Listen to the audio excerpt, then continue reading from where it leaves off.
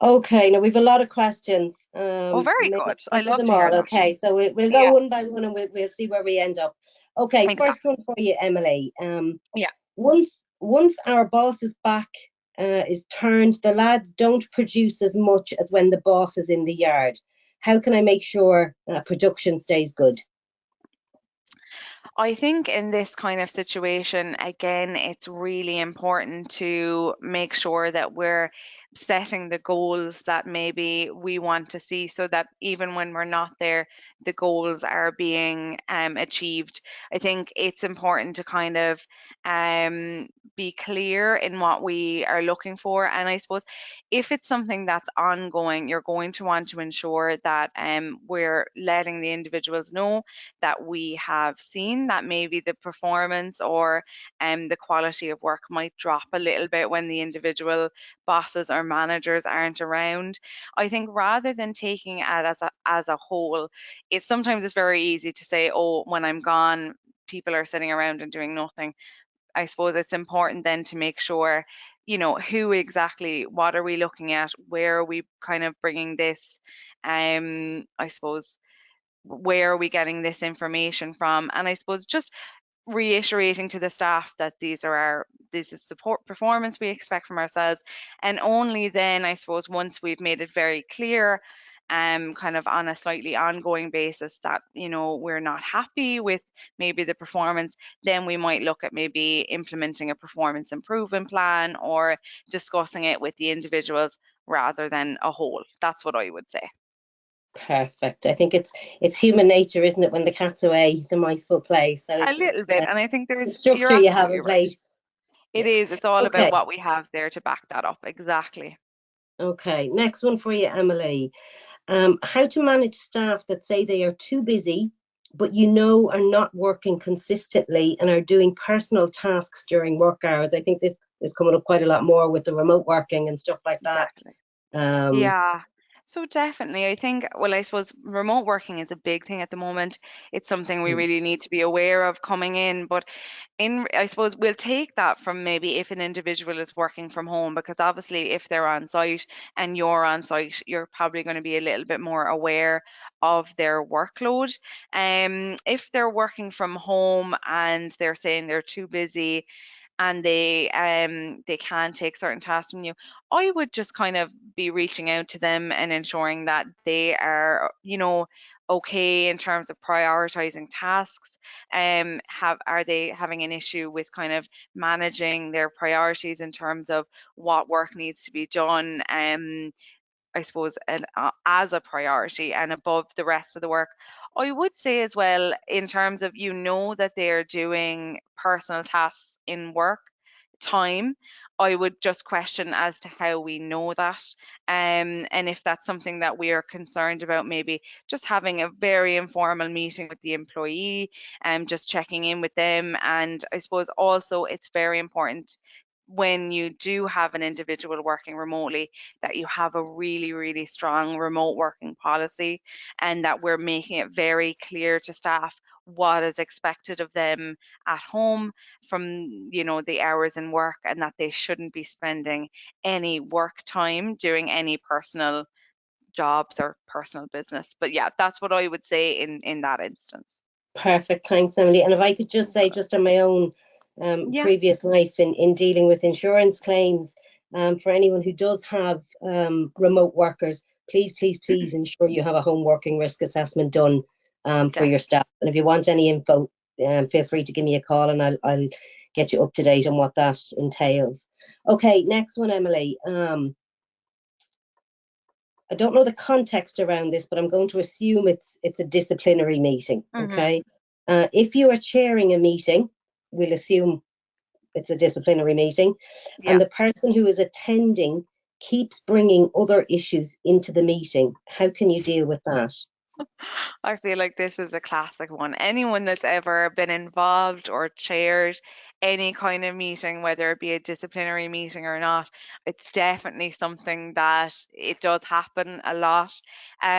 For ourselves, we would definitely recommend writing kind of a meeting agenda prior to going into the meeting. And this would be something that if it was a disciplinary meeting, as we're kind of assuming it is, the advisors would help you kind of structure the meeting in terms of what's that going to look like. So I would say have an agenda going in and try and make it kind of quite clear that we're sticking to the agenda. I suppose in a disciplinary meeting, individuals are probably being there or have been brought there to discuss maybe something that they may or may not have done incorrectly, and so they might be a little bit on the back foot. They're more likely to bring up a million and one other things that have no relevance to the meeting. So I suppose definitely we're always kind of gently and politely kind of redirect them back to what we're discussing, and stick to that. If it's something that they continue to bring up, I would just say, look, this is not the purpose of the meeting, and we can always schedule another meeting at a later date. If it's a grievance that they would like to bring up, anything like that, they obviously have the absolute option to discuss anything or bring anything to the manager's attention.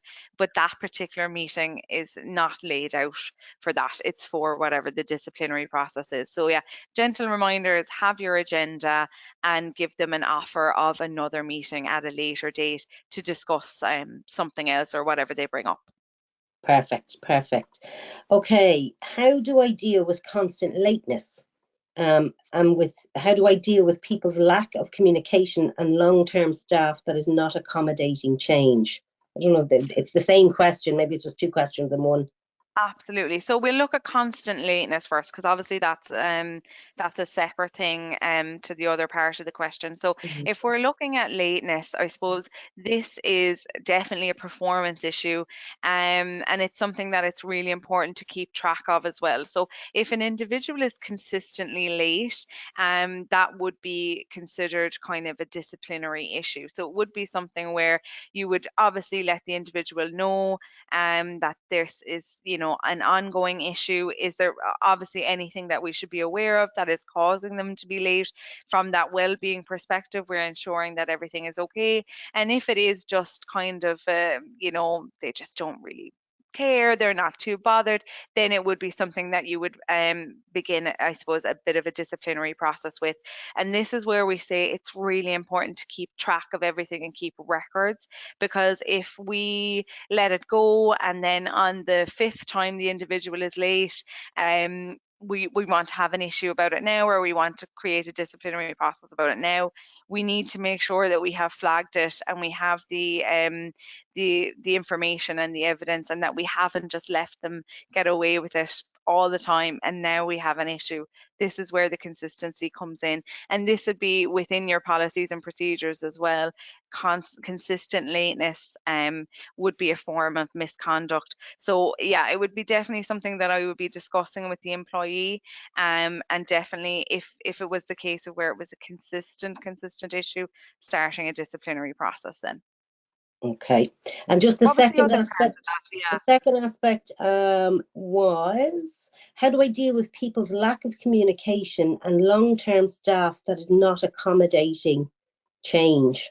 I suppose that is not the same thing. If the communication is not there, Yeah. you're going to have difficulties accommodating change. Definitely, and it can be really difficult, especially if you have long-term staff. You might have just come in as a new manager, you might have taken over the business, and it might have been a choopy transfer or whatever the case may be.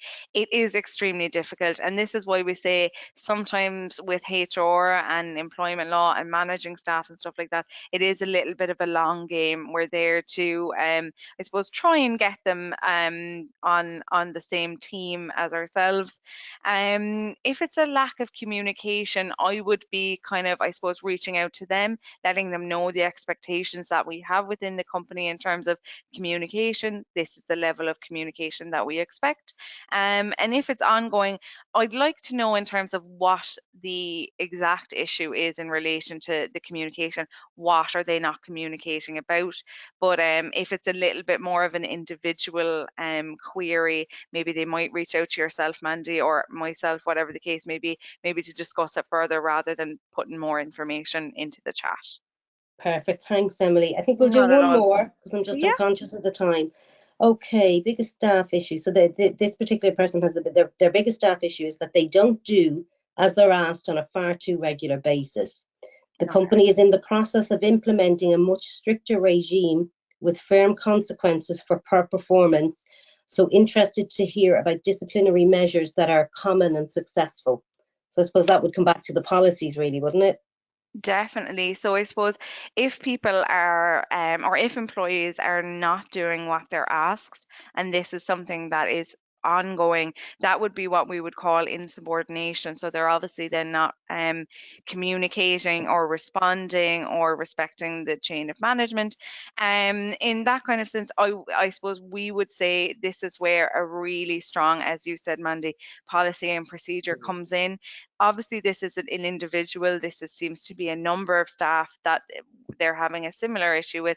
So it's something that needs to be checked with every staff member. So I would be kind of reaching out to the individual, but prior to that, definitely making sure that you have a really, really strong policy and procedure.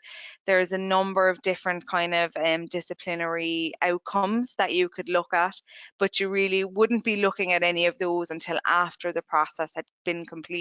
So I couldn't say, oh yeah, right, give them a verbal warning or a written warning. Yeah. We need to do the policy and the procedure first and see what the outcome is from that naturally.